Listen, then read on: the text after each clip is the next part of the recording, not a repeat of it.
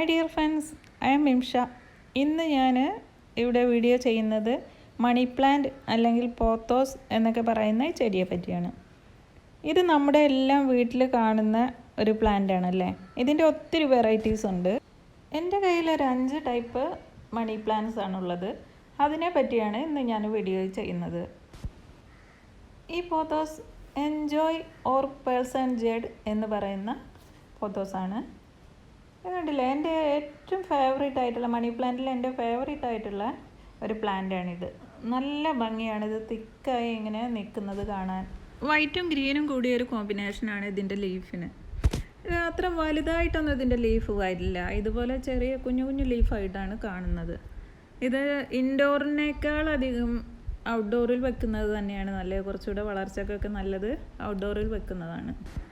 ഇതുപോലെ തിക്കായി വരാനായിട്ട് എങ്ങനെയാണ് ഈ മണി പ്ലാന്റ് നട്ടുപിടിപ്പിക്കേണ്ടതെന്ന് ഈ വീഡിയോയിൽ തന്നെ ഞാൻ കാണിക്കുന്നുണ്ട്. അത് നമുക്ക് കാണാം. ചെറുതും വലുതുമായ ഏത് പോട്ടിലും നമുക്ക് ഈ മണി പ്ലാന്റ് വളർത്താവുന്നതാണ്. ഹാങ് ചെയ്തിടാനും തന്നെ നല്ല ഭംഗിയായിരിക്കും.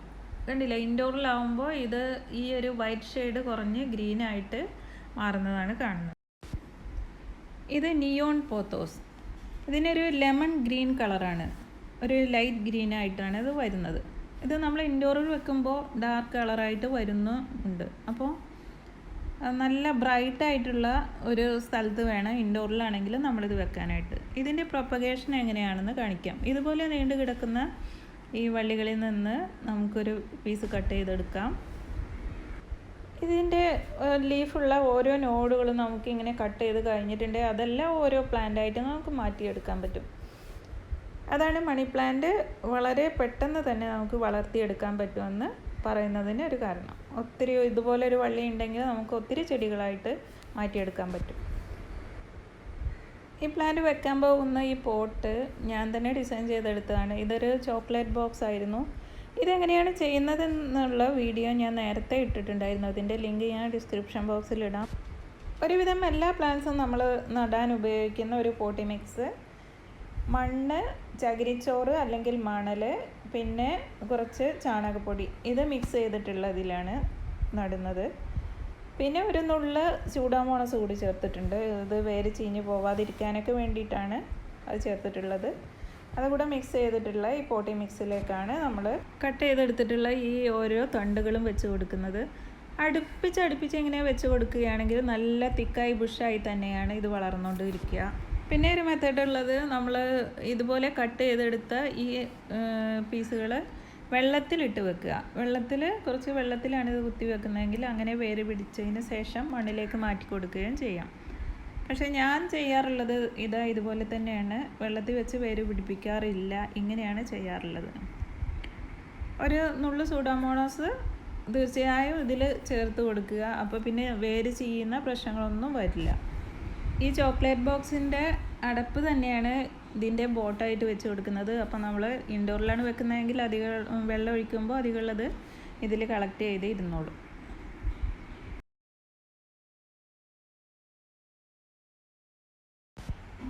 ഇനി അടുത്ത് കാണിക്കുന്നത് നമ്മുടെ അടുത്തെല്ലാം കോമൺ ആയിട്ട് കാണുന്ന ഒരു മണി പ്ലാന്റ് ആണിത്, ഗോൾഡൻ പോത്തോസ്. ഇതിൻ്റെ ഒരു പ്രത്യേകത, നമ്മളിത് ചട്ടിയിലാണ് വളർത്തുന്നതെങ്കിൽ ഇത് വളരെ ചെറിയ ലീഫായിരിക്കും. അതല്ല ഇതുപോലെ മണ്ണിലാണ് വെക്കുന്നതെങ്കിൽ നല്ല വലിയ ലീഫായിട്ട് വരും. ഇത് കണ്ടില്ലേ, ബിഗാണ് ഇതിൻ്റെ ലീഫെല്ലാം. ഇങ്ങനെ മണ്ണിൽ നമ്മൾ വെക്കുമ്പോഴാണ് ഇങ്ങനെ വരുന്നത്. ഇതിനെ ആരോ ആക്രമിച്ചിട്ടുണ്ട്. ഏതായാലും റെക്കോർഡിങ് കഴിഞ്ഞിട്ട് വേണം ഇതൊന്ന് നോക്കാനായിട്ട്. ഒരു ടൈപ്പ് വണ്ടിനെ കാണാറുണ്ട് ഇടയ്ക്ക് ഇതിൽ. അതായിരിക്കാം മിക്കവാറും ഈ ലീഫ് ഇങ്ങനെ ആക്കിയിട്ടുണ്ടാവുക.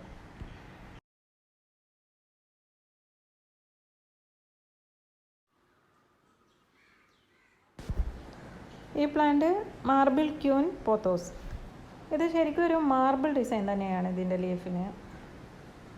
വൈറ്റ് ഷെയ്ഡാണ് അധികം. ഈ വൈറ്റ് ഷെയ്ഡ് കാണാനായിട്ട് നമ്മൾ ഈ ഔട്ട്ഡോറിൽ വെക്കുന്നത് തന്നെയാണ് നല്ല. കുറച്ച് ബ്രൈറ്റ് ആയിട്ടുള്ള സ്ഥലത്ത് വെച്ച് കഴിഞ്ഞാൽ, ഇനിയിപ്പോൾ വെയിൽ തട്ടി കഴിഞ്ഞാലും ഇതിനൊന്നും മണി പ്ലാന്റിന് ഒരു കുഴപ്പമില്ല കേട്ടോ. വെയിലത്തും തണലിലും ഒക്കെ നന്നായി വളരുന്ന ഒരു ചെടി തന്നെയാണിത്. ഇതിൻ്റെ ലീഫിന് കുറച്ച് വേരിയേഷൻസ് ഒക്കെ വരുന്നേ ഉള്ളൂ. വെയിലിനും അല്ലാത്തിടത്തും വെക്കുമ്പോൾ അതിനനുസരിച്ച് കുറച്ച് ലീഫിന് കുറച്ച് മാറ്റം വരുന്നേ ഉള്ളൂ. ഇതിൻ്റെ വളർച്ചക്കൊന്നും പ്രശ്നമൊന്നും പറ്റില്ല. പിന്നെ നേരത്തെ കാണിച്ചിട്ടുള്ള എൻജോയ് പോത്തോസ് എന്ന് പറയുന്ന ആ മണി പ്ലാന്റ് മാത്രമാണ് അകത്ത് വെച്ച് കഴിഞ്ഞാൽ വളർച്ച കുറവായിട്ട് കണ്ടിട്ടുള്ളത്. ബാക്കിയെല്ലാം അകത്തും പുറത്തും ഒരുപോലെ തന്നെ വളരുന്നുണ്ട്. നല്ല ബ്രൈറ്റായ സ്ഥലത്താണ് വെക്കുന്നതെങ്കിൽ ലീഫിന് വലിയ കളർ ചേഞ്ച് ഒന്നും ഇല്ലാതെ ഇരിക്കുകയും ചെയ്യും. ഇത് ജേഡ് പോത്തോസ്. ഇതിൻ്റെ ലീഫ് കണ്ടില്ലേ, നല്ല ഡാർക്ക് ഗ്രീൻ കളറാണിത്. ഇതിന് ലീഫിൽ ചെറുതായിട്ടൊരു വേരിയേഷൻസ്, ഒരു ചെറിയ കളർ ചേഞ്ച് കാണാറുണ്ട്, അപൂർവമായിട്ട് മാത്രം. പക്ഷേ ഈ ഒരു പ്ലാന്റ് ഞാൻ ഹാങ് ചെയ്തിട്ടുള്ളതാണ്. ഇതിന് നല്ല ഡാർക്ക് ഗ്രീൻ ആയിട്ടുള്ള ഒരു കളർ തന്നെയാണ് ഇതുവരെ ആയിട്ടുള്ളൂ. ഇനി ഞാൻ മണി പ്ലാന്റ്സ് ഡിസ്പ്ലേ ചെയ്തിട്ടുള്ളത് എങ്ങനെയാണെന്ന് കാണിക്കാം. സർക്കിൾ ഷേപ്പിലുള്ള വുഡൻ ഹാങ്ങിങ് വാൾ ഷെൽഫാണിത്. ഹോം സെൻറ്ററിൽ നിന്നും വാങ്ങിച്ചിട്ടുള്ള ഒരു വാൾ ഷെൽഫായിരുന്നു. ഇത് 4 എണ്ണത്തിൻ്റെ ഒരു സെറ്റാണിത്. ഇതിൽ ഏറ്റവും ബിഗ്ഗാണ് ഈ കാണുന്നത്. ഇനി ഇതിൻ്റെ ചെറുതായിട്ട് 3 എണ്ണമാണുള്ളത്. ഇതിൽ തന്നെയുള്ള ഈ ഹുക്ക് വെച്ചിട്ട് നമുക്ക് വാളിൽ ഹാങ് ചെയ്തിടാനായിട്ട് ഈസിയാണ്. സ്റ്റെയർ കേസിൻ്റെ ചുമരിലായിട്ടാണ് ഞാനിത് വെച്ചിട്ടുള്ളത്.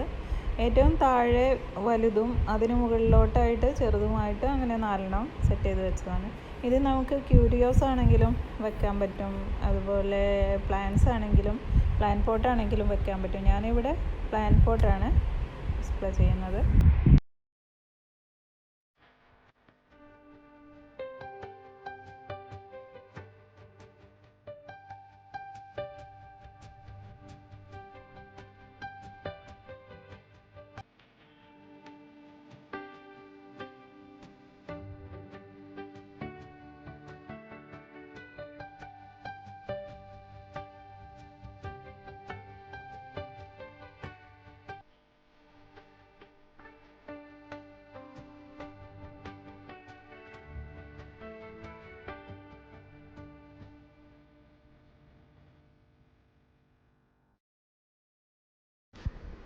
നല്ലൊരു എയർ പ്യൂരിഫയിങ് പ്ലാന്റ് കൂടിയാണ് മണി പ്ലാന്റ് അല്ലെങ്കിൽ പോത്തോസ് എന്ന് പറയുന്ന ഈ പ്ലാന്റ്.